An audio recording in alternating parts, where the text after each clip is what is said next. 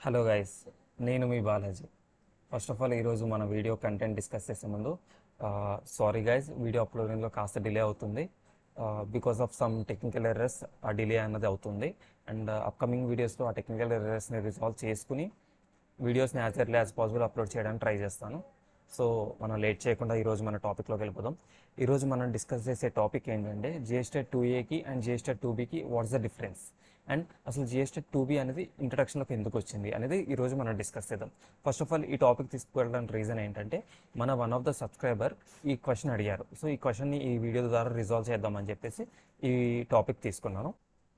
So జిఎస్టెట్ 2ఏ and జిఎస్టెట్ 2బి ఈ రెండు కూడా మనకి ఐటీసీకి రిలేటెడ్ ఇన్ఫర్మేషన్ ప్రొవైడ్ చేస్తాయండి. సో రెండు ఐటీసీకి రిలేటెడ్ ఇన్ఫర్మేషన్ ప్రొవైడ్ చేస్తున్నప్పుడు why 2 returns, why not only 1?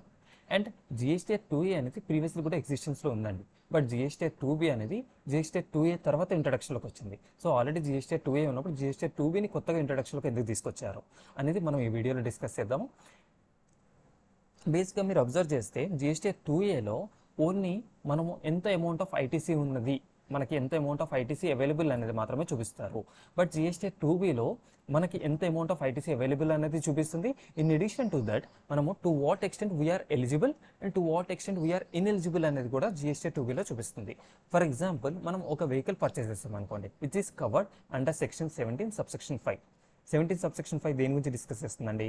Ineligible credits గురించి డిస్కస్ చేస్తుంది. So if a vehicle is covered under section 17 subsection 5, then we are ineligible to take input as credit on that particular purchase. Okay, so ఎప్పుడైతే ఈ vehicle purchase చేసామో మనకి జిఎస్టెట్ 2ఏలో మనకి ఏంటంటే ఈ vehicle purchase చేసామని చూపిస్తుంది, అండ్ దాని మీద ఎంత అమౌంట్ ఆఫ్ ఐటీసీ ఉన్నది అన్నది కూడా చూపిస్తుంది.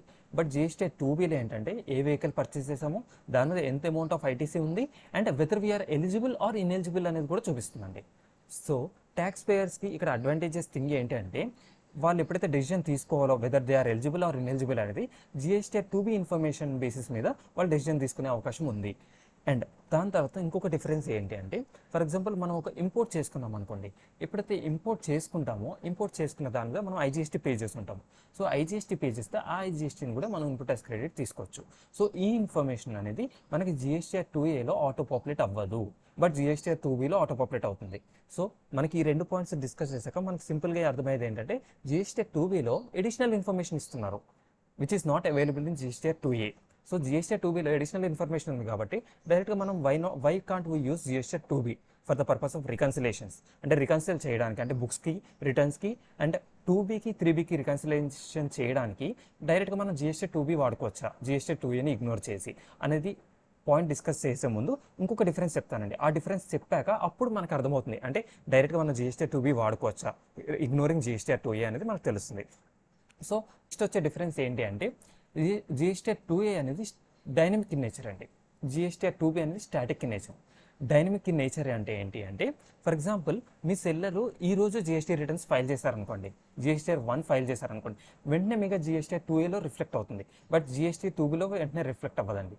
సో జిఎస్టెట్ 2ఏ అనేది డైనమిక్ నేచర్. ఏంటంటే ఎప్పుడైతే whenever seller is providing details in his GST returns or in his GST portal, ఆటోమేటిక్గా జిఎస్టెట్ 2ఏలో రియల్ టైం బేసిస్ మీద ఆటో పాపులేట్ అయిపోతుందండి.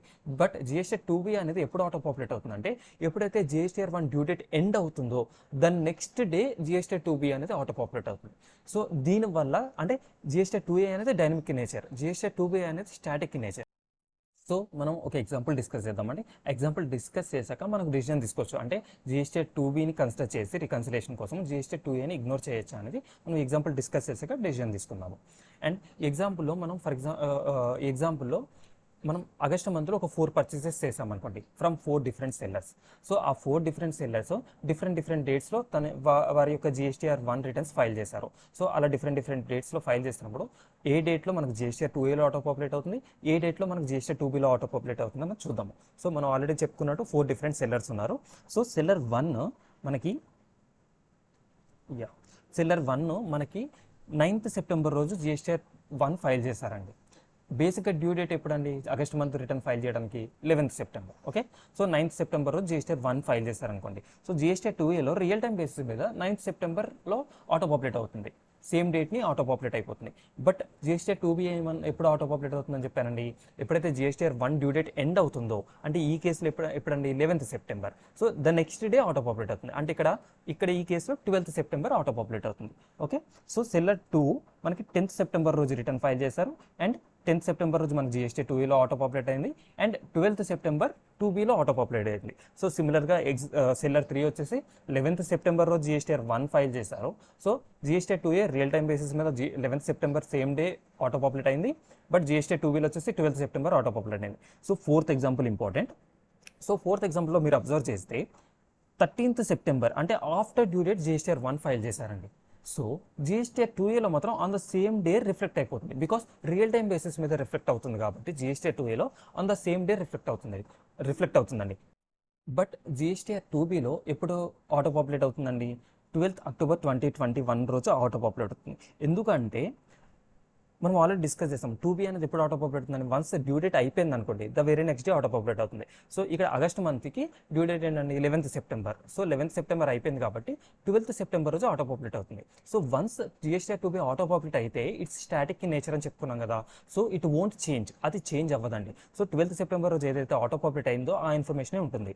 సో సెల్లర్ 4 13th సెప్టెంబర్ రోజు రిటర్న్ ఫైల్ చేశారు. సో 13th సెప్టెంబర్ రోజు return file చేశారు కాబట్టి GSTR 2Aలో 13th September real time base మీద ఆటో పాపులేట్ అవుతుంది. బట్ జిఎస్టీఆర్ 2Bలో వచ్చేసి అది స్టాటిక్ ఇన్ నేచర్ కాబట్టి అప్డేట్ అవ్వదు.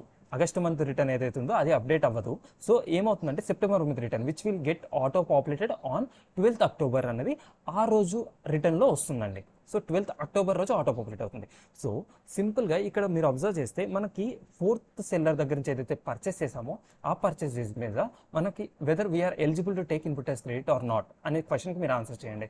So yes, we're eligible to take input as credit అనేది మీ ఆన్సర్.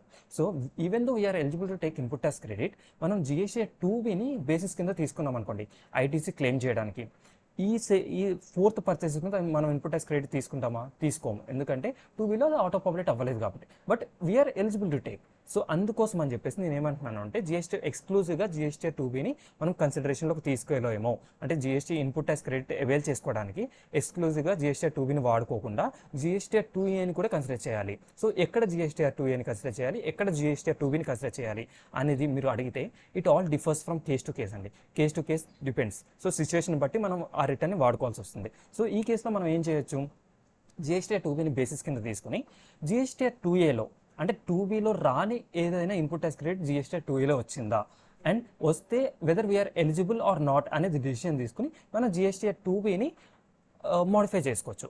అండ్ మీరు ఇంకొకటి అబ్జర్వ్ చేస్తే జిఎస్టీఆర్ 3Bలో ఇన్పుట్ యాజ్ క్రెడిట్ ఏదైతే ఉందో అది ఆటోమేటిక్గా జిఎస్టీఆర్ 2B నుంచి ఆటో పాపులేట్ అవుతుందండి. జిఎస్టీఆర్ 3Bలో ఉన్న ఇన్పుట్ యాజ్ క్రెడిట్ ఆటోమేటిక్గా జిఎస్టీఆర్ 2B నుంచి ఆటో పాపులేట్ అవుతుంది. సో జిఎస్టీఆర్ 2B నుంచి ఆటో పాపులేట్ అయిన ఐటీసీని మనం మోడిఫై చేయొచ్చా? ఎస్, మోడిఫై చేయొచ్చు. It is modifiable column. So అది మోడిఫై చేయొచ్చు కాబట్టి మనం ఏంటంటే ఇలాంటి క్యాలిక్యులేషన్స్ చేసుకుని, అంటే జిఎస్టీఆర్ 2Bలో రాకుండా జిఎస్టీఆర్ 2Aలో అడిషనల్గా మనం వచ్చిందా చూసుకుని whether we are eligible or ineligible అనే డెసిషన్ తీసుకుని దాన్ని బట్టి మీరు జిఎస్టీఆర్ 3Bలో మోడిఫై చేసుకోవచ్చు మీకు వచ్చిన ఐటీసీని. సో ఇది మనకి ఇంకొక డిఫరెన్స్ జిఎస్టీఆర్ 2Aకి జిఎస్టీఆర్ 2Bకి. అండ్ మీరు తీసుకోవాల్సిన ఇంకొక కేర్ ఏంటంటే, ఫర్ ఎగ్జాంపుల్ ఆగస్ట్ మంత్ రిటర్న్లో మీరు ఈ 4th పర్చేసెస్ మీద ఇన్పుట్ యాజ్ క్రెడిట్ తీసుకున్నారనుకోండి, 2Bలో రిఫ్లెక్ట్ అవ్వలేదు, బట్ 2A బేసిస్ మీద తీసుకున్నారనుకోండి, నెక్స్ట్ మంత్లో కూడా మీరు కేర్ తీసుకోవాలి. బికాస్ ఎందుకంటే నెక్స్ట్ మంత్లో 2Bలో రిఫ్లెక్ట్ అవుతుంది, బట్ మీరు ఆల్రెడీ తీసేసుకున్నారు కాబట్టి అది ఇగ్నోర్ చేయాలి. సో మీరు నెక్స్ట్ మంత్లో కూడా కేర్ తీసుకోవాలి. This is all about GSTR 2A and GSTR 2B guys. So వేరే టాపిక్తో మళ్ళీ కలుద్దాం. Signing off for today. నేను మీ బాలాజీ. Thank you guys.